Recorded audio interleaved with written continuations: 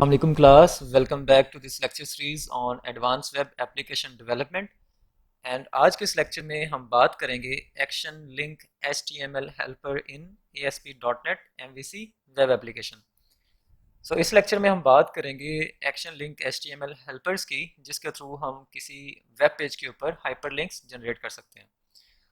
Let's start. So in this lecture we are going to discuss how to generate hyperlinks in ASP.NET MVC application using the action link HTML helper.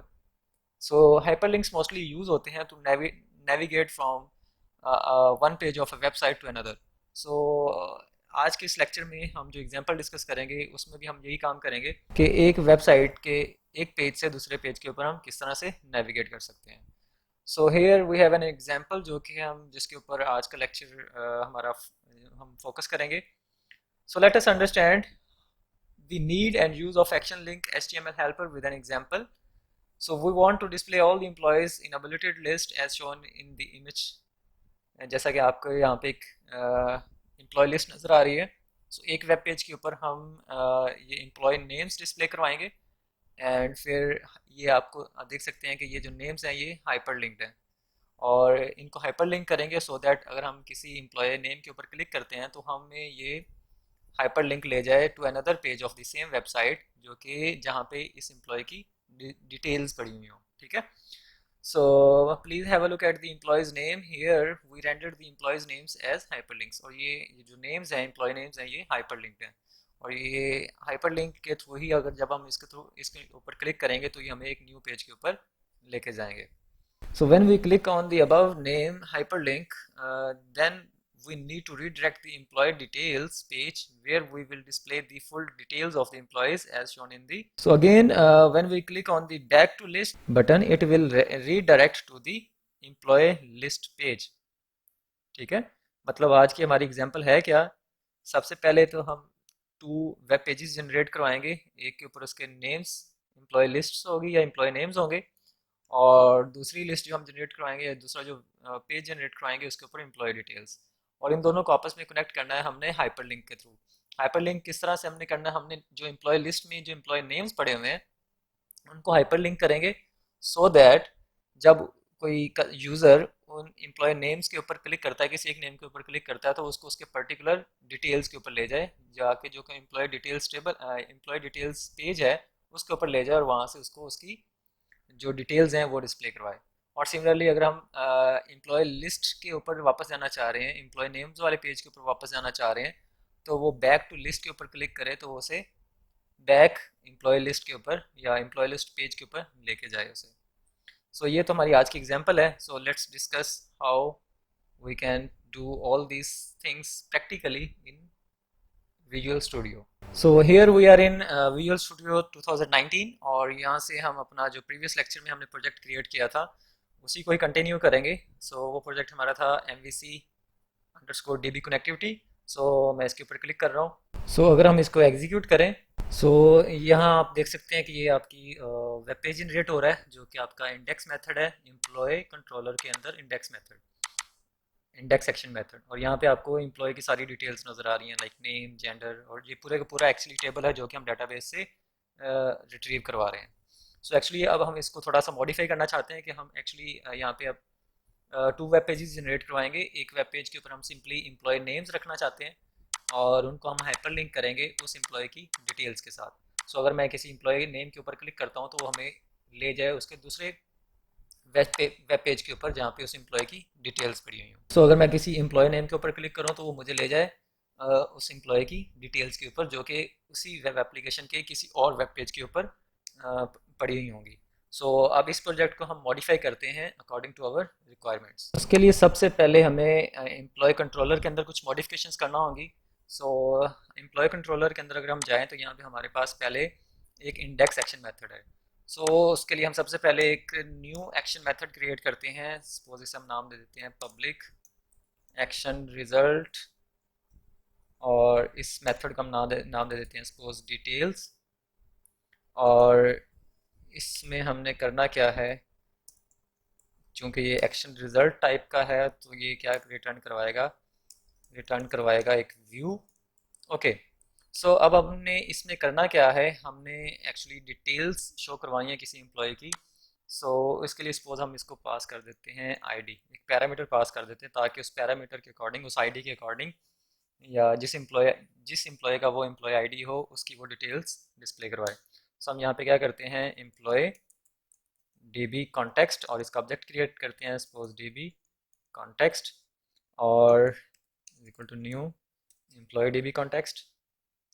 और इसके बाद हम employee class का object create करते हैं employee, और इसको नाम दे देते हैं suppose employee is equal to DB context dot employ.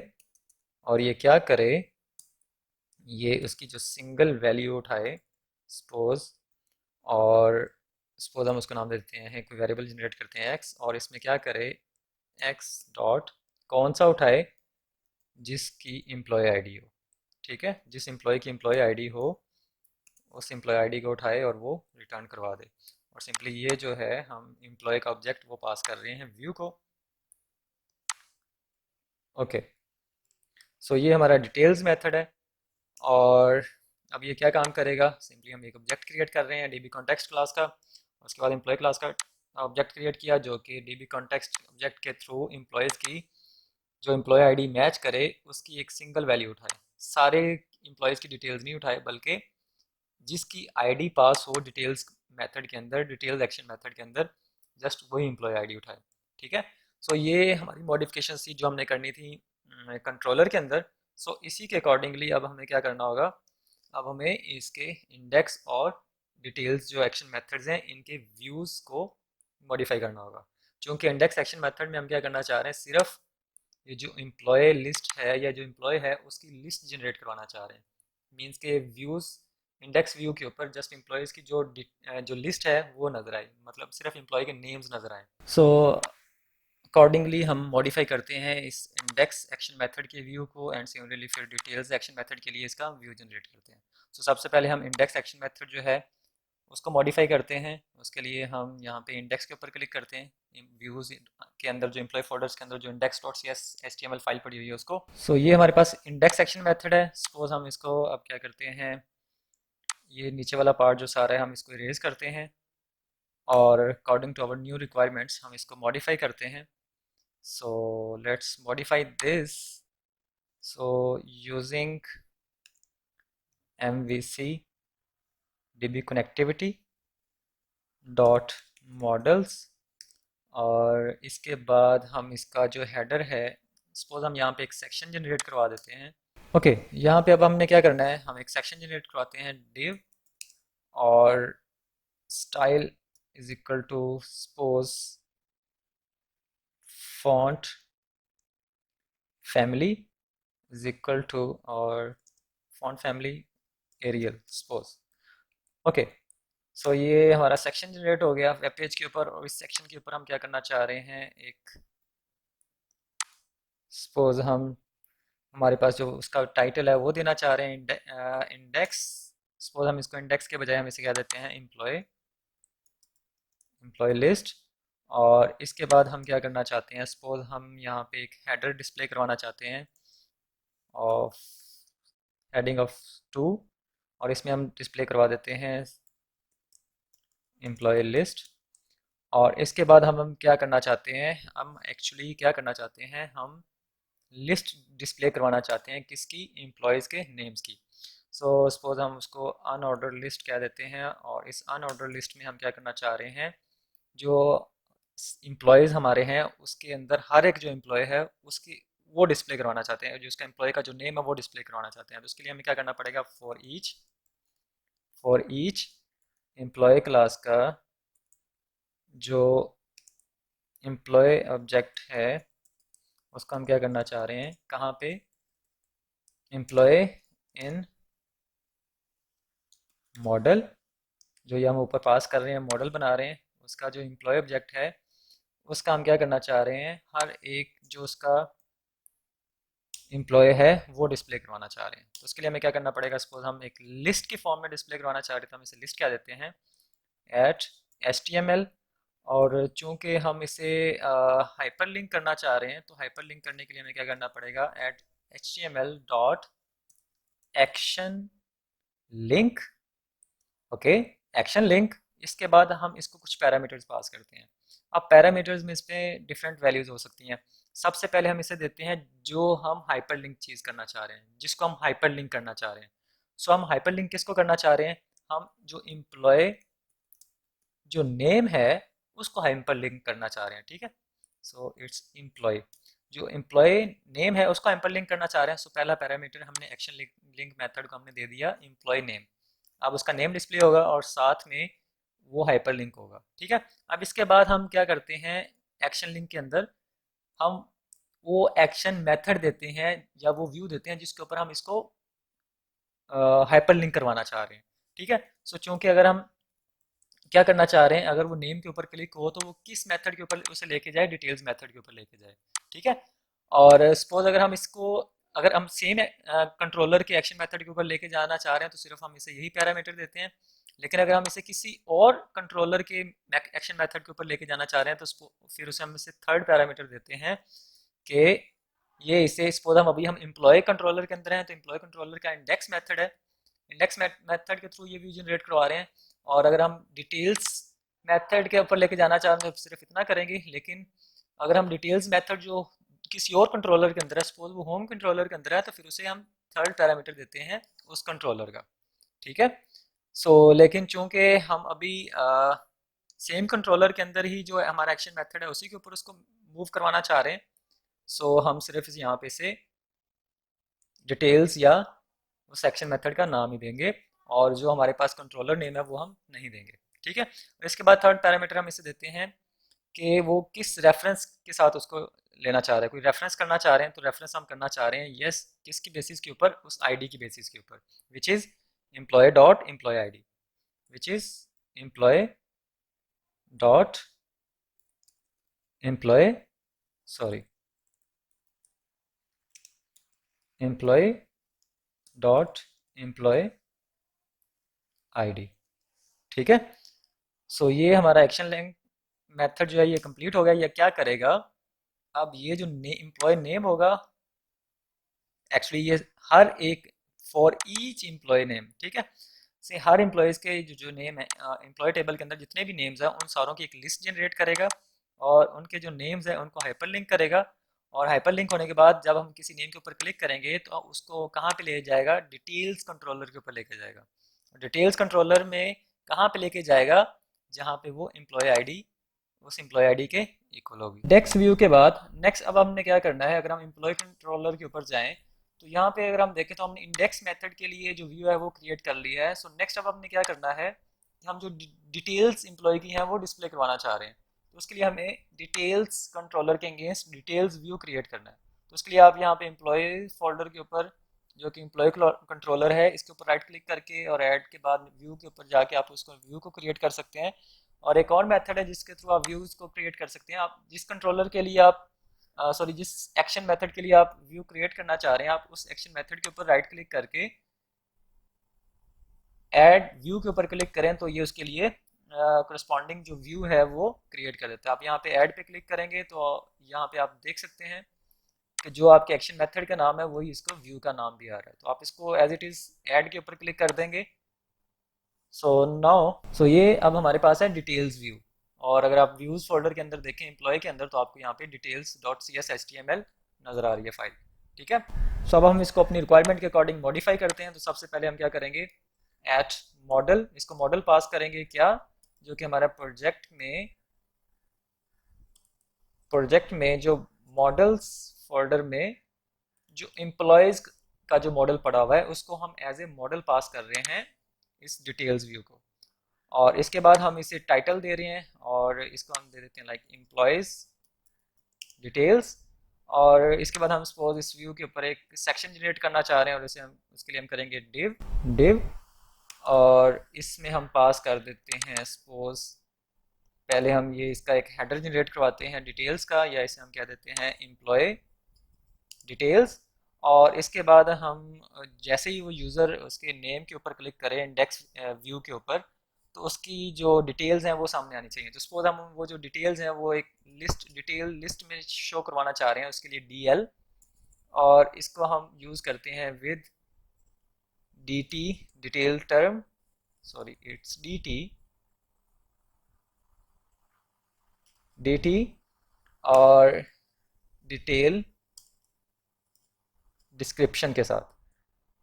ठीक है, यहाँ पे जो डी टी है ये क्या प्रेजेंट करती है, डिस्क्रिप्शन टर्म, और डी डी में हम डिस्क्रिप्शन प्रोवाइड करते हैं। इट्स एक्चुअली लिस्ट ऑफ की वैल्यू पेयर्स, मतलब डी टी टैग के अंदर हम उस कॉलम या वैल्यू या उस कॉलम या एट्रीब्यूट का नाम देते हैं, और इसमें डी डी में हम उसको डिस्क्रिप्शन या उसकी डेफिनेशन देते हैं या उसकी वैल्यू देते हैं।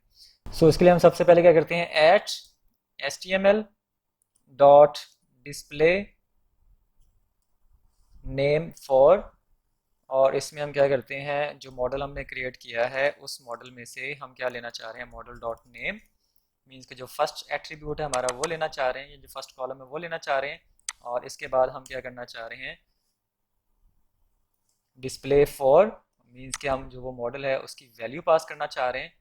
सो हम क्या करेंगे, model display for, so name, और एक्चुअली इट्स मॉडल, इसको मॉडल,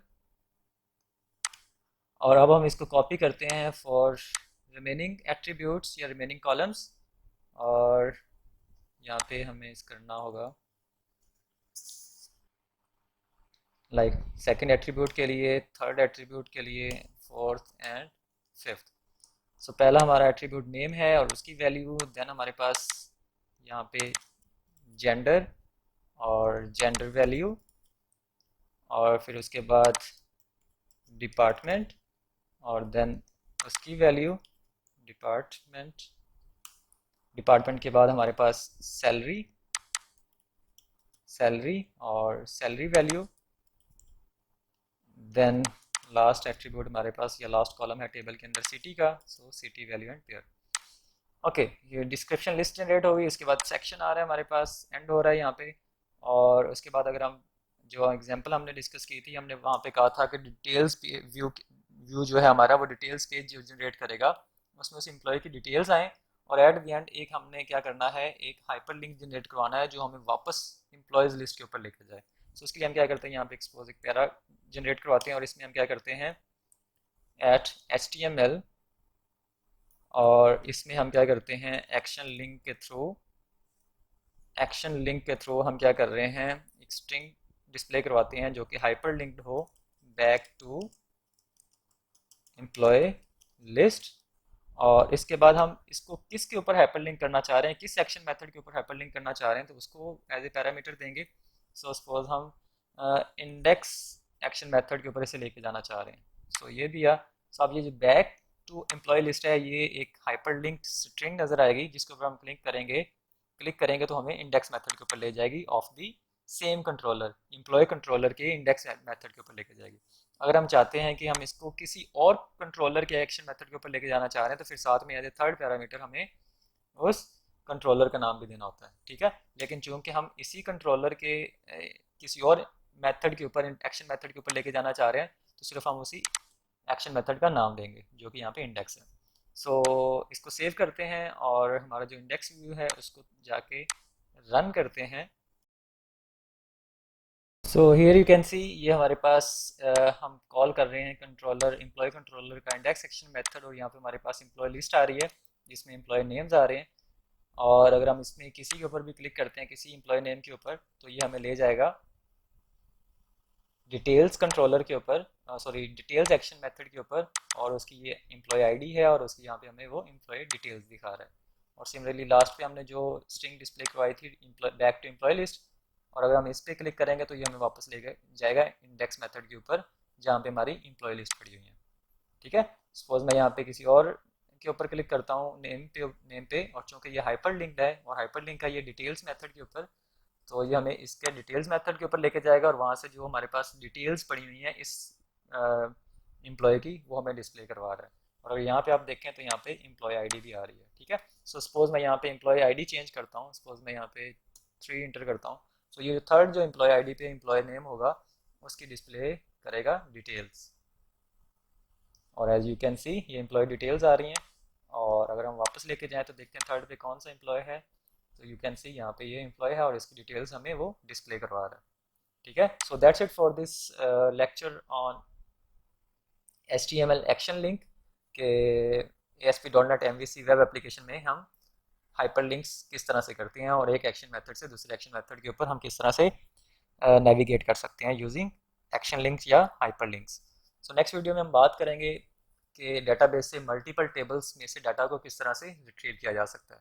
इस वीडियो में और प्रीवियस वीडियो में तो हमने बात की थी कि या डाटा रिट्रीव किया था from a single table of the database, but in next video हम बात करेंगे कि मल्टीपल टेबल से डाटा को किस तरह से रिट्रीव किया जा सकता है और उसको व्यूज़ के अंदर किस तरह से यूज़ कर सकते हैं। सो टेक केयर एंड अल्लाह हाफिज़।